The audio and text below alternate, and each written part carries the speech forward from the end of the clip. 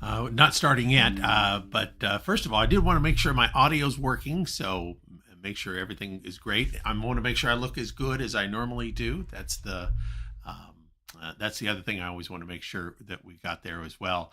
It is good to be with everybody tonight. I'm sorry that we didn't get to be together in person, but boy, those roads were a mess. Mrs. Haynes wanted me to go out starting yet, but first of all, I did want to make sure I've got feedback coming in, so I gotta straighten this out. Double feedback there for me. I had to stop that. So it's been a little while since I've run something like this. I kind of, there was a hope you never would have to do it again, but unfortunately, maybe sometimes we do, and that's okay. I'm just glad to have it. So I guess we got a couple of announcements. I kind of hate to make them into YouTube too personal, but I do want you to remember keeping Jim and Bobby in your prayers.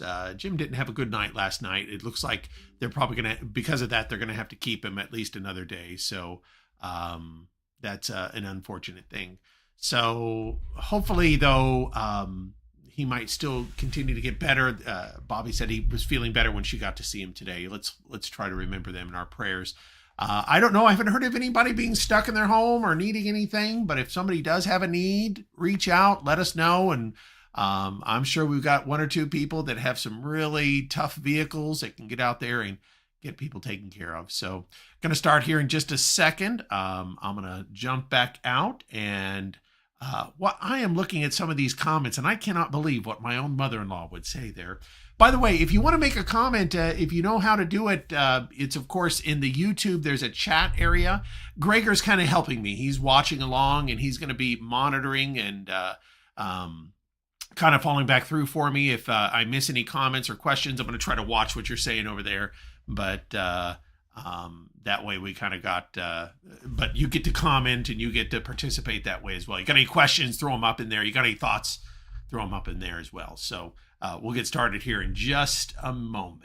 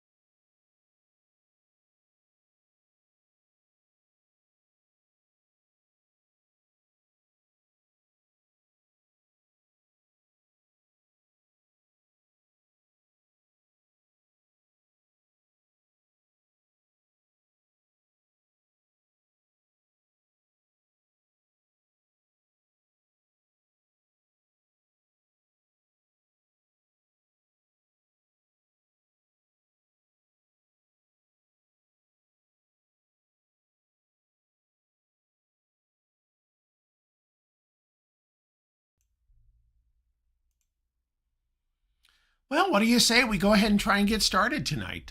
We will be picking up this evening. We're not doing our normal study in Proverbs. I talked with Barry earlier today, and he's really excited to get to bring the class that was scheduled for tonight. So that kind of left us with a gap. I didn't want to jump into, I think next week it was supposed to be Ramon. We're going to have to push off a little bit. Don't you love it when we have that schedule that then gets set off a week? That's what we had happen to our last quarter where our classes got off by one class. So we're going to be off again, but that's okay. We've still got our teachers lined up and want to make sure that we get as much of the material covered as we can. So that kind of made me feel like maybe we had an opportunity to study something a little different. And I kind of kicked around a couple ideas. One thing I love to talk about, love to study, is not something that really works well as a sermon or a Bible class series. It's the idea of the different Bible translations that we have. A lot of people ask that question a lot. They'll say, hey, What do you think the best Bible translation is? And of course, everybody's got their opinion. It's usually mine. That's what most people would say. Sometimes I like to say, well, I like the big print. That's my favorite Bible translation. But it's probably worth our time to spend a couple of minutes trying to understand different things about Bible translations, why there are different Bible translations and where they kind of come from. And really, I thought that would be a good subject for us to talk about tonight. I hope you have questions. I hope you have things that you're wondering about and that we can kind of jump into and cover a little bit here. As I said, I'm going to be trying to watch the chat over here as well. And Gregory's going to be helping me out by sending me either mean messages or messages. I hope they're nice messages that let me know what's going on here. So, Gregor, I'm actually pulling you up so that I've got you ready to go.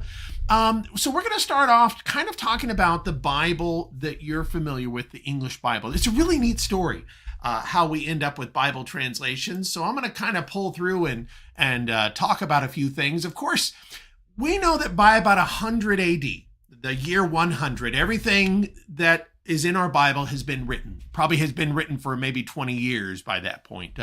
My guess is maybe the last book of the New Testament was the book of Jude, could have been the book of Revelation. I like the way Jude kind of encapsulates everything and brings it to an end.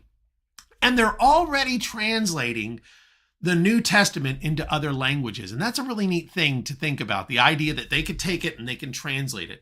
Sometimes that brings up a question that people have. Not too long ago, well, actually, it was a little while ago, Tacho and I had a Bible study with somebody, and they didn't believe certain passages about the characteristics of translation and characteristics of, that inspiration was lost during translation. So the idea was that there were some problems that are going on. I see you guys are having some buffering issues. I wonder if that's on my end too. Oh boy, it looks like everybody's having a little bit of a buffering issue there. Well, anyway, the idea is, does a Bible lose its translation? Does the Bible lose its inspiration once it's translated? Well, an important idea to understand there is that when we consider the Bible, the New Testament, we're considering that these are words that were spoken in English, spoken in Aramaic, and then later translated into Greek. So right away, the original translation of the Bible, the original written language of the Bible, which was Greek, let's see here. I'm seeing that we're having a few problems. I wonder if there's anything I can do on my end. Gregor, if you've got a suggestion for me, I'd love to hear it, how I might be able to help anybody, what we can do about this. Gregor's suggestion was maybe to lower the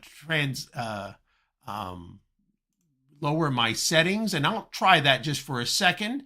I tell you what, maybe what I'll do is this. Let me switch over to just PowerPoint, and maybe that would help.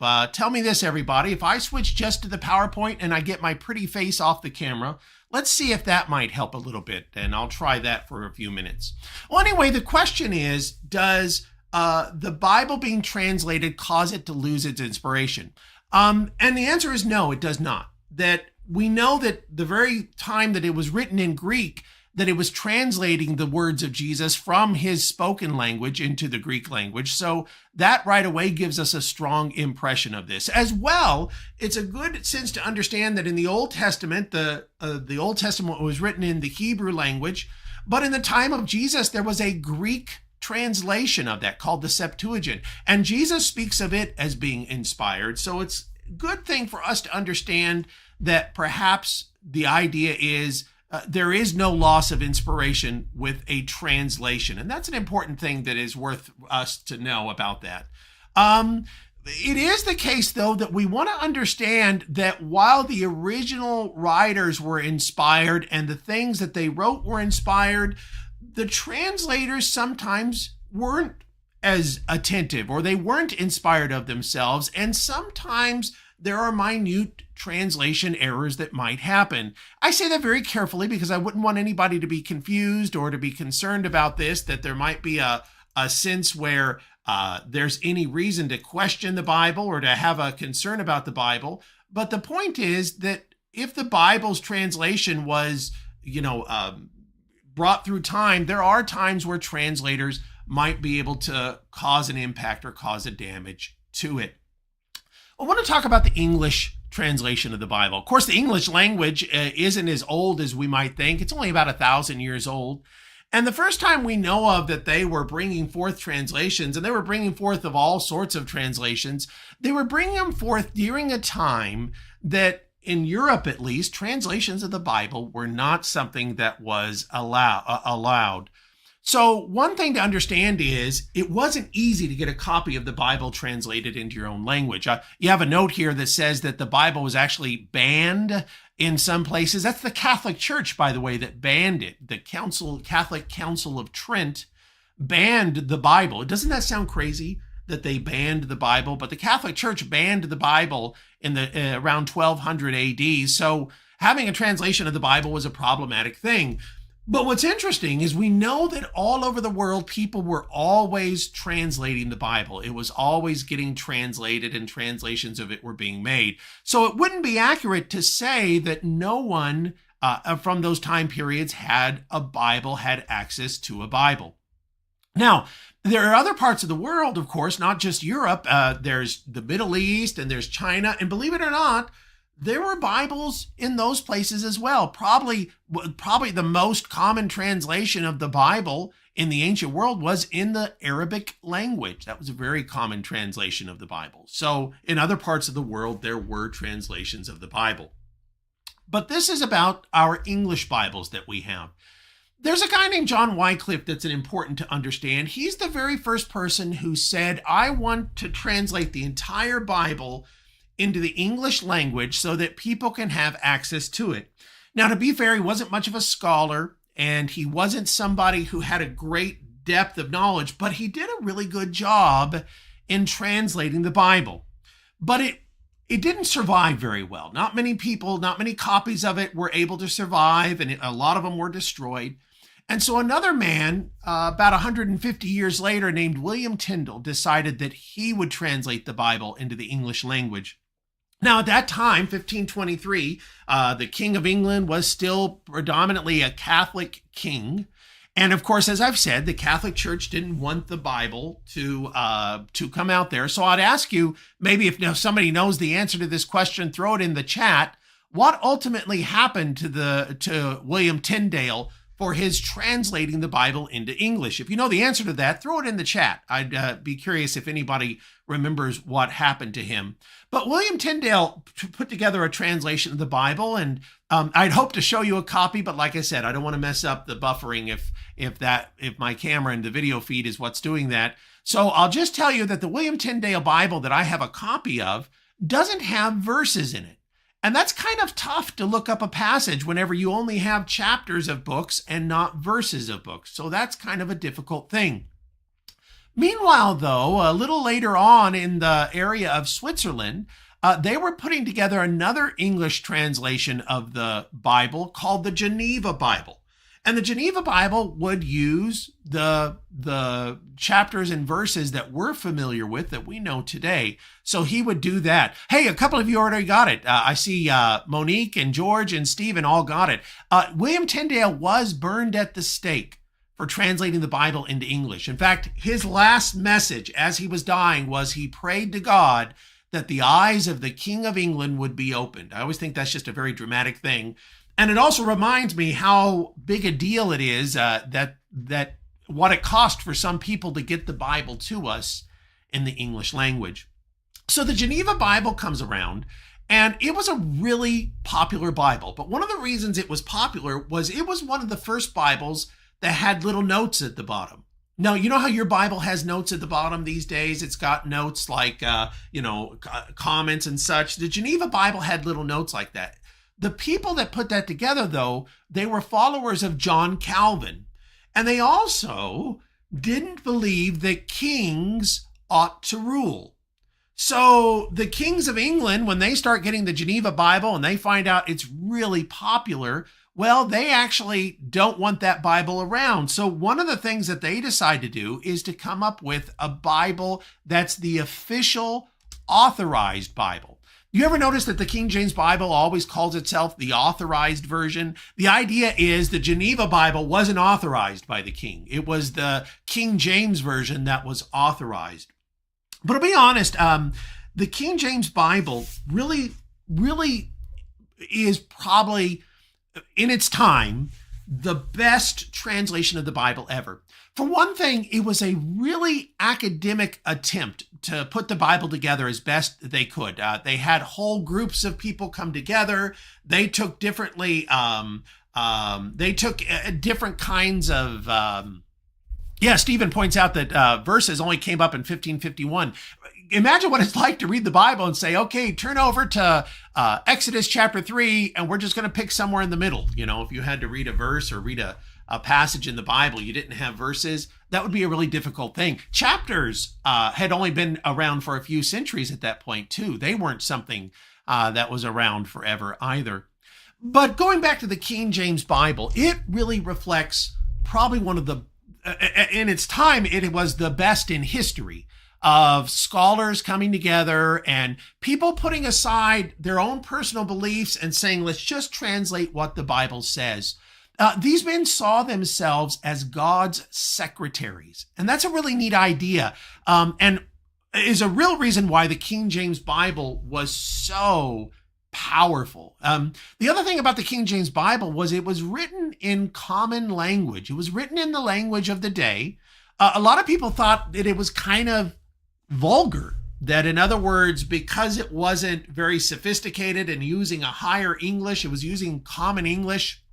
A lot of people thought that that made it kind of vulgar, kind of, not very proper. But it's kind of neat that they would use a language that today, when we read the King James Bible, we think of it as being very lofty in its language. But when it was written, it was exactly the opposite. It was considered a very lowbrow kind of writing, if you would. Well, the King James Bible was the English Bible for centuries. That when they put it together, they're using previous Bibles, and they're trying, of course, to get away from this Geneva Bible. And what they do is they put together a Bible that, as I said, is the Bible for several centuries. The trick is, though, the King James Bible was revised many, many times. So if you have a King James Bible in front of you right now, it's very different than the King James Bible that was around in 1611. That the King James Bible in 1611 has had a lot of changes. Some of the words are different. They're actually letters, alphabetic letters we don't use anymore that they used at the time that they wrote that. So that's kind of an interesting thing. Honestly, I have a page. I had hoped to get to show it to you. I have a page from a Geneva Bible from that time period, and it's almost impossible to read it because of the nature of print and the type of letters that they use. So it would be very difficult if you were to get a King James Bible today. There'd be a lot of words you wouldn't recognize, you wouldn't understand. And there are changes that they made whenever they came to better understanding on certain things. Well, all those changes and the last most significant ones, and Teresa asks a good question. Teresa says, what is the difference between a translation and a version? Teresa, I congratulate you. You've asked a question that I don't know that I can easily answer. Typically, I say a translation is moving from one language to another, while a version may be just a revision of another text. So that, in other words, when you talk about the King James Version, they're not the first English Bible. They're actually using previous English Bibles in order to come to a understanding of that. But truly, Teresa, I don't know for sure.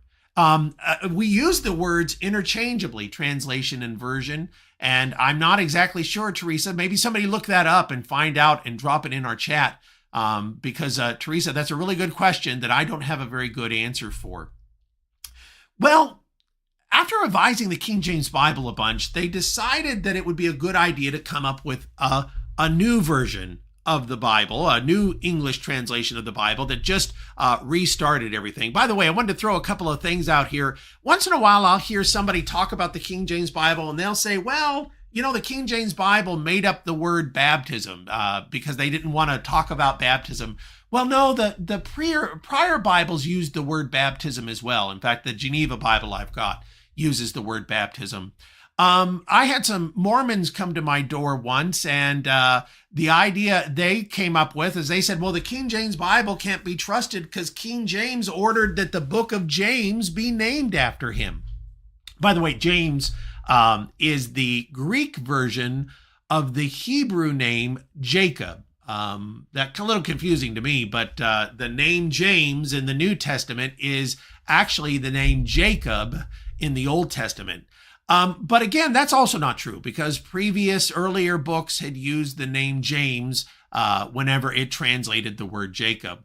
And finally, there's some people that say that King James had rushed the committee to get it done in a certain amount of time. That's not true at all. They took years to translate the Bible. And again, these are stories that at least the last two I heard were from Mormons who want to believe that there is a better message from God in their books rather than the Bible. So they came up with some false stories about the King James translation of the Bible.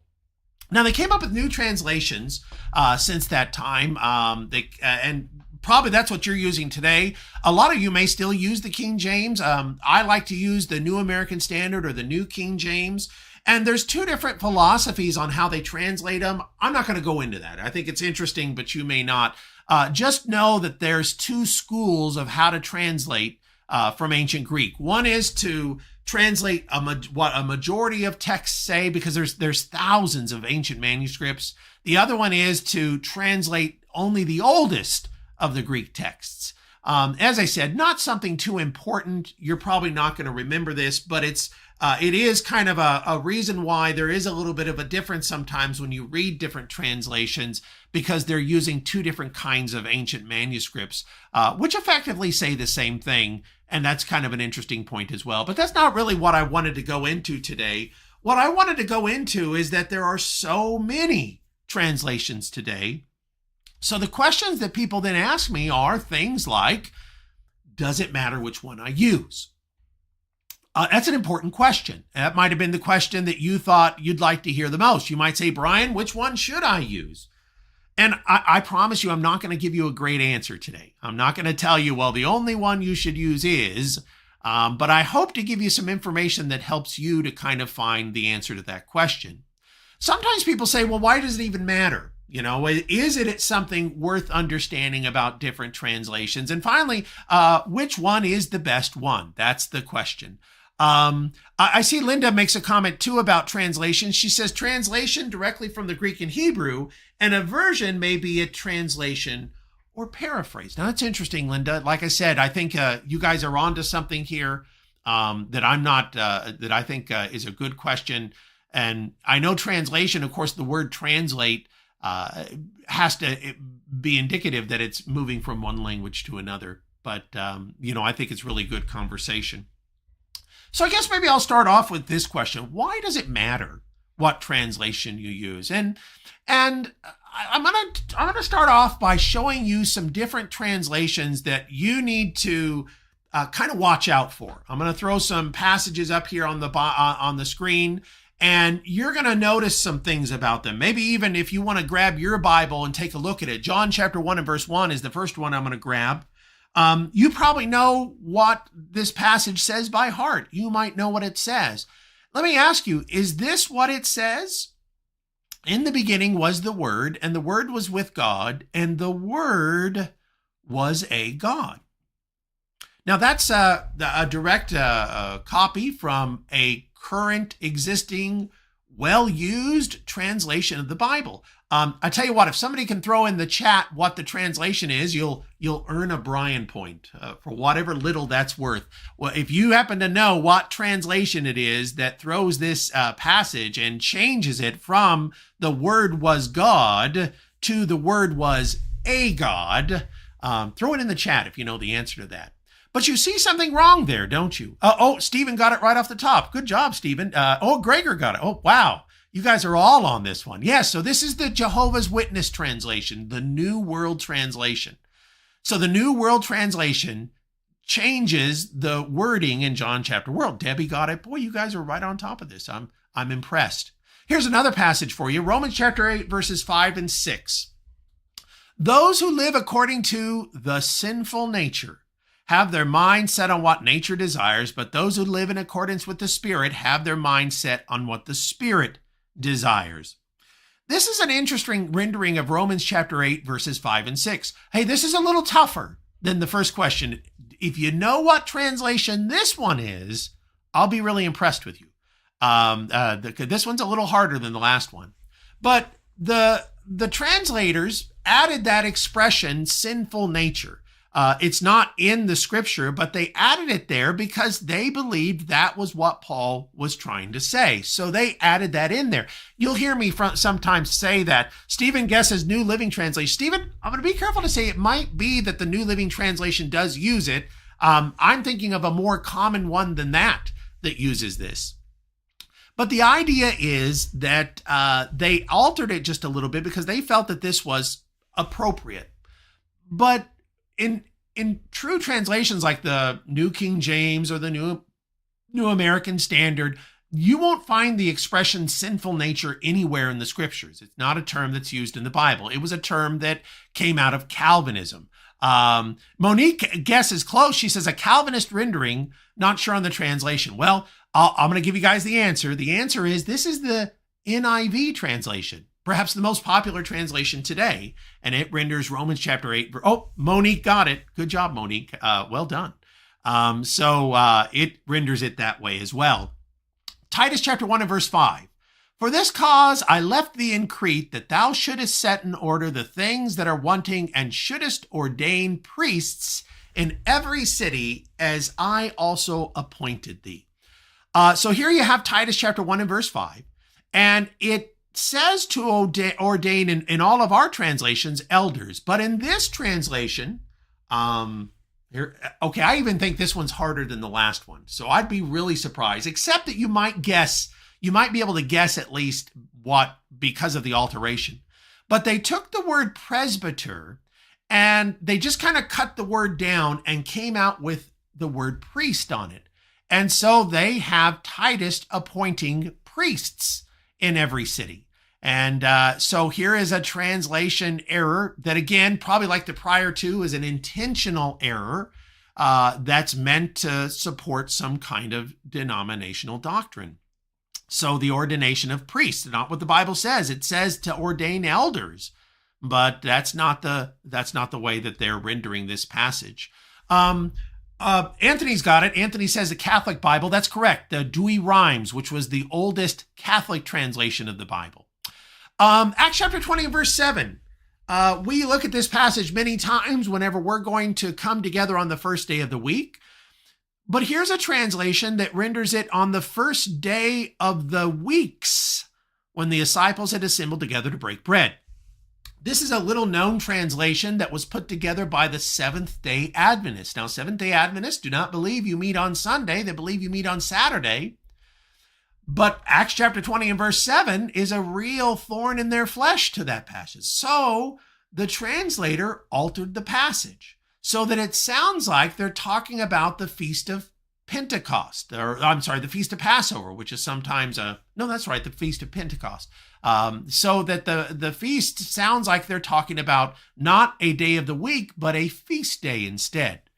You see just that little inclusion of one letter to change everything, and that's what happened. Last one, Romans 3 and verse 28. Now we hold that a man is justified without help of the works of the law, alone through faith. That alone was, of course, the addition of Martin Luther and his followers, who believed that a man could be justified only by faith.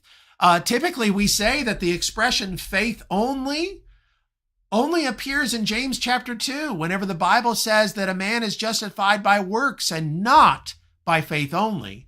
But in some ancient translations, whenever Martin Luther was working it through, the addition of that word alone was brought in there. By the way, these aren't the only translation mistakes or intentional mistakes that are made. There's many other translations that have these problems. But these are good examples that if we're not really too sure about a translation, we might pick something up that tells us something that's not accurate. Now, I'm always careful. I don't always say, well, then that means the whole thing is ruined. In other words, even a translation like the New World Translation, I'll stop short of saying that it now becomes uninspired because they damaged it. I'll say they damaged it, but there's still inspired ideas in there. The problem is you have to be able to discern which one is which. And that's why knowing translations is a great help to you. So if we want to understand a translation, if you want to say, hey, how accurate is the translation I have? There are some things about a translation that you can know ahead of time without even opening it that are going to help you to have a better understanding of it.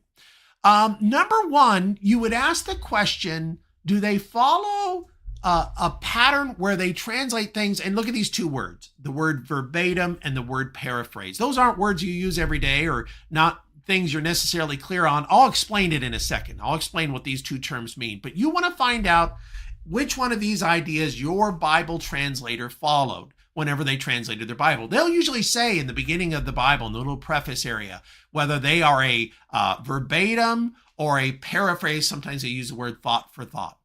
And one of those is going to be very good, and one of those is not going to be so good. And as I said, I'll explain that here in just a point. Debbie makes a point. She says a church translation. She's actually making the point to say you can use a church translation against some denominations. You know, the Catholic Church, they still don't let you read their own translation of the Bible. So that's they still don't encourage it, I should say. So that's a good point, Debbie. But there are denominational translations. And whenever a denomination brings up their own translation, I get really uncomfortable. I'll be honest, I can't think of a single denomination that made a translation that didn't skew something in what they were saying. So if a particular denomination creates a translation, and maybe the exception to that is the King James Bible, but even the King James Bible has a couple of points that are skewed towards the Church of England. The inclusion, for example, of the word Easter in Acts chapter 12 might be something like that. But a denominational translation is something you have to watch out for as well. Finally, what kind of commentary does it have within it? That's actually something that more and more Bibles are including. And sometimes you may have a great translation, but have a terrible commentary attached to it. So that's something that we need to do. Finally, you might want to know what they're talking about when they talk about what manuscripts they use. Sometimes that matters as well. But really, it's these first three questions that are going to be the questions that you want to ask. Now, what does it mean when we talk about Bibles being translated verbatim or paraphrase? Oh, Stephen brings up the Schofield Reference Bible as a Bible that had notes on it. Stephen, I'm going to come back to that because that's a great example of a terrible commentary that brought a great deal of damage to Christians in the 20th century in the United States. So hopefully I'll bring that up here in a few minutes, Stephen. I see that in the chat. But the two terms I use, verbatim and paraphrase. So let's imagine for a moment that somebody tells me something. I'm going to pick on Greg. I see Linda here, so I assume Greg's here too. Greg told me something. Now, if I tell you what Greg said verbatim, you'd probably understand that I'm telling him word for word. Now, if I say, well, I'll tell you what Greg said, and I'm kind of paraphrasing it, you'll know I'm really just using my words to describe what I thought Greg meant when he said that. That's effectively what we mean when we talk about translations. A verbatim translation is a word-for-word translation. It focuses on the accuracy, not of, say, the sentence, but of the very words that are used, while the paraphrase is the idea where the translator said, well, we read this passage in the ancient language. We think we know what it means, but let's try to use our own language. Now, I'll be honest, while I'm going to be telling you, stay away from paraphrase translations, the idea of a paraphrase translation is it's meant to be easily readable. Sometimes the Bible can be kind of difficult to read. The Bible acknowledges that. But the point is, here we can say that the two paths have two different purposes, accuracy and readability. And of course, what we want to focus in on is the accuracy. Now, sometimes, by the way, there pops up something called the thought for thought, which is trying to compromise between these two ideas. And somebody might say, and here's an image for you to consider of different Bibles. Thought for thought might be a good rendering of the NIV. The NIV tries to kind of step between the two. But here you see some different Bibles and how different Bibles are translated. On one side, you have way over there the New American Standard Bible. It's probably one of the stronger word for word. It's not the strongest, but it's one of the stronger ones that there is that we commonly read. Next, you have the King James and the New King James and the English Standard Version that are right up there with it. The New Revised Standard and the New American Bible. Now, the New American Bible, by the way, doesn't use the same ancient manuscripts. They use Latin manuscripts for their translation. So that's something that kind of skews a little bit in there. Then, of course, we shift right about the middle with the New International Version and the New Living Translation, which is truly more of a paraphrase. And then we have more and more paraphrase Bibles. Now, here's a question for you. Which three do you think, throw your guess out here, which three do you think are the most popular versions of the Bible? Which are the three that let's say in the United States, are the Bibles that people are most likely going to be using? You can just put the abbreviations down, whatever you think they are. It's interesting to know this because if you sit down with somebody and say, hey, let's study the Bible, and you read a passage, they might come back and say, well, that's not what my Bible says at all. And it might be worth knowing that they're not using a Bible. Maybe you're using a word for word and they're using a paraphrase. And what their Bible says is going to be very, very different sometimes. And that's because a paraphrase, especially the further it goes to the right, the paraphrase becomes more and more just an opinion of it. Oh, I got some good guesses. George says the New American Standard, the New King James, the English Standard. Grant guesses the King James, the New King James, the NIV. Teresa, the King James, ESV, NIV. Gregor, I bet Gregor meant NASB, the New King James, ESV. Heather's guess is New American, NIV, New King James. These are all good guesses. So one thing, most of you are grabbing a right answer in there. One of them is, Anthony says NIV, New King James, New American Standard. I got here another one, NIV, New King James, ESV. So that one's probably the closest. Actually, Teresa also has, Grant does too. The three most common translations today that you're going to run into somebody reading, the King James, the NIV, and the New Living Translation. Now, the reason I want you to know that is that means if you sit down with somebody who says, yeah, I have a Bible and I read the Bible, maybe only 1 out of 3 of them is actually reading a Bible that is a word-for-word translation. And there might be 1 or 2 things that you kind of have to be aware of that they might be thinking, that they might have read, that might kind of skew things and confuse things because of that. But the New Living Translation, the NIV, I think, is the number 1, and the King James is number 2. I could be wrong about that. Somebody ought to look that up and see if they can find a statistic. And actually, this statistic's several years old, so it could have changed since I brought it up, since I put this together. But the idea is when we talk about translations, what we want to do is we want a Bible that is verbatim, that is as close to word or word, because we know that the more accurate the translation is, the better off we are in knowing what they were saying. We're not trying to guess what they're saying. We're not trying to come up with our own way of understanding what they're saying. We're trying to say, what is it that they were saying? Now, that being said, it still needs to be readable. It still needs to be something that you can read through it easily and, accurately. I said a moment ago that the New American Standard is oftentimes considered one of the most accurate.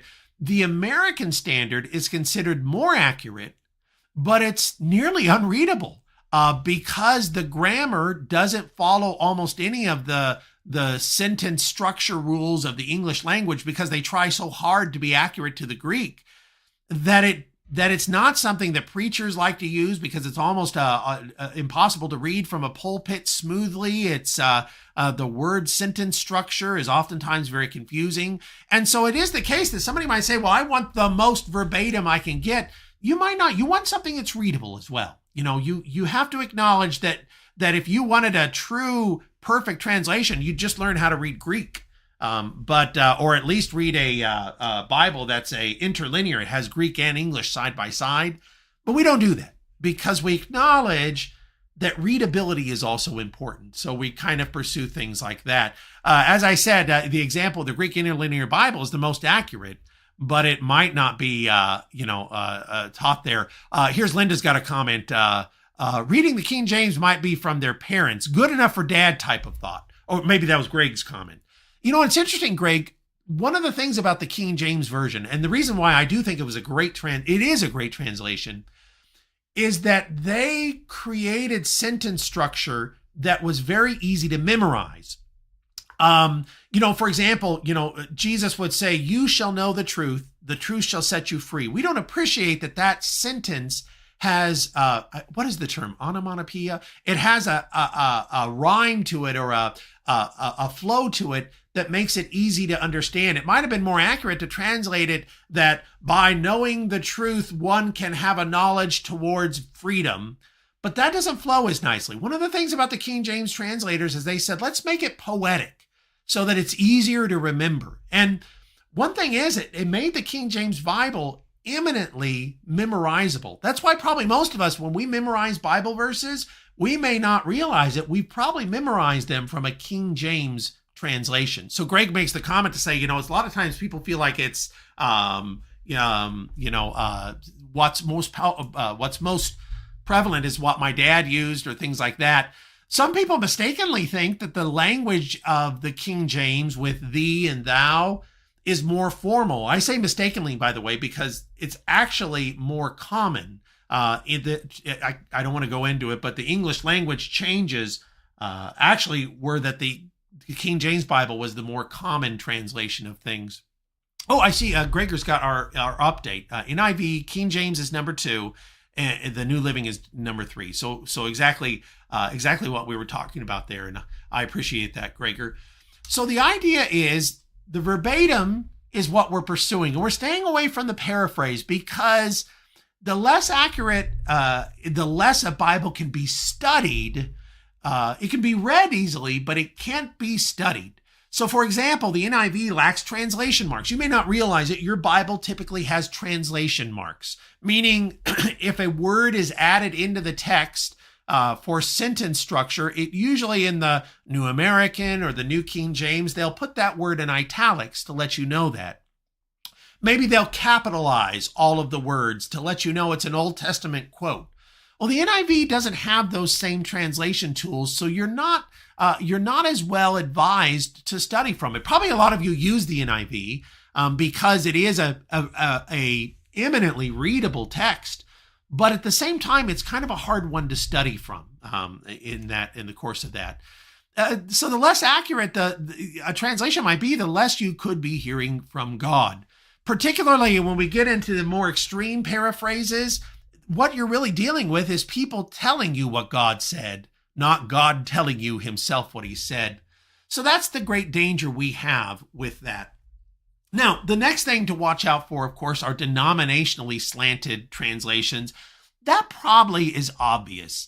Many denominations made their own Bible. Number one would be the Catholic Church.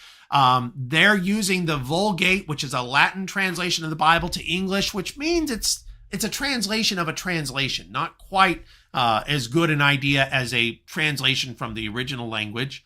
Martin Luther did a Reformation Bible. One of the passages we read earlier, the faith alone passage, was from that translation. It was mentioned already, but the Jehovah's Witnesses came up with their own translation, the New World Translation. Joseph Smith has the Joseph Smith inspired version, which was a revised King James version. By the way, somebody correct me if I'm wrong here. I don't think the Mormon Church uses that translation anymore. I think they've gone back to the King James version because it was kind of a messy translation. Seventh-day Adventists mentioned that they have their own translation as well, and there are probably others I'm not thinking of that have come up with their own translations. And sometimes if somebody comes to your door, and it's usually one of these groups, be careful. Know that they might be using a translation that isn't as accurate, and encourage them to look at other translations and to see what other translations have to say. The point is, these translations have slants, whether it's original sin or salvation by faith only. But sometimes the real danger is that they'll stick a commentary in there to a good translation. Now, this was something that Stephen mentioned before when he was talking about this. I said early on the Geneva Bible had a lot of problems because it had some comments. But Stephen mentioned the Scofield Reference Bible. Maybe somebody here has a Scofield Reference Bible. Well, what's interesting about the Scofield Reference Bible is that Scofield added notes to a King James Bible back around the late 1800s, early 1900s. But he added in a lot of things that claimed that talked about passages like in Matthew 24 or the book of Revelation, that Jesus's kingdom had not yet come, and that there were going to be a series of events that would happen before Jesus' kingdom came, premillennialism, the rapture.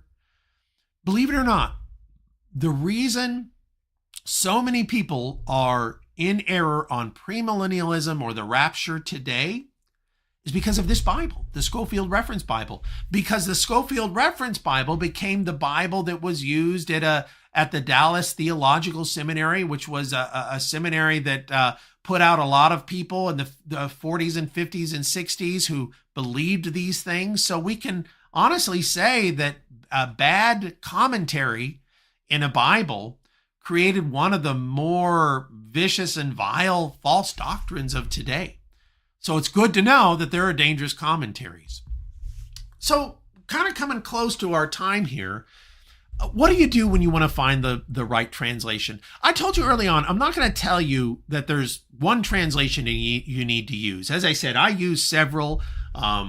Most of the time when I'm preaching in the pulpit, I'm using the New King James.